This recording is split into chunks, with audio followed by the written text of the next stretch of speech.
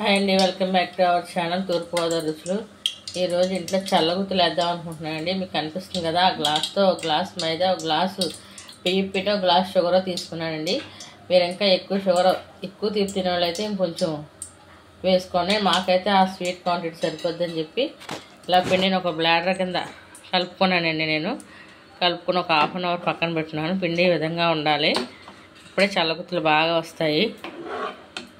నేను first time try చేస్తున్నాను, ఇప్పటివరకు వేయలేదు.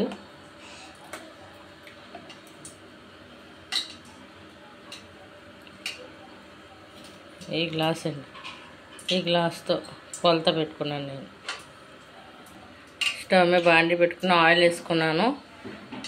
ఇదైతే ఇందులో కాలనిస్తున్నాను. ఎక్కువసేపు ఎంత ఎక్కువ కాలితే అంత బాగా చల్లగుత్తులు ఊడొచ్చేస్తాయని ఇలా కాల్చుకుంటున్నానండి. నేను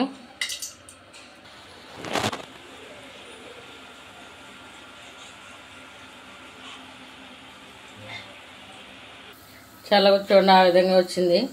నేనే ఫస్ట్ టైమే ట్రై చేస్తున్నాను.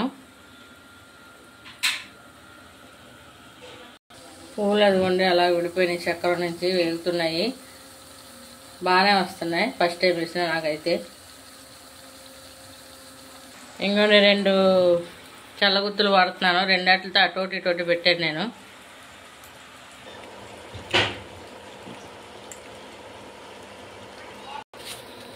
ప్రతి పువ్వుకి కాడని ఇలా కాల్చుకుంటున్నానండి. ఇదైతే ఇలా వచ్చింది.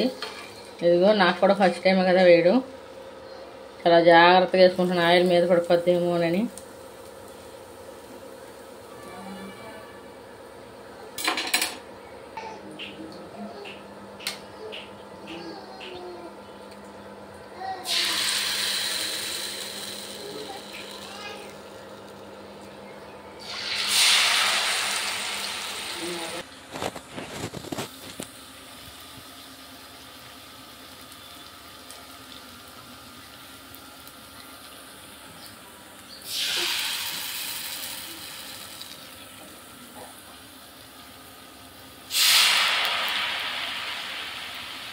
ఓకేనండి, ఫైనల్గా చల్లగుత్తులు అయితే ఇలా వచ్చినాయి.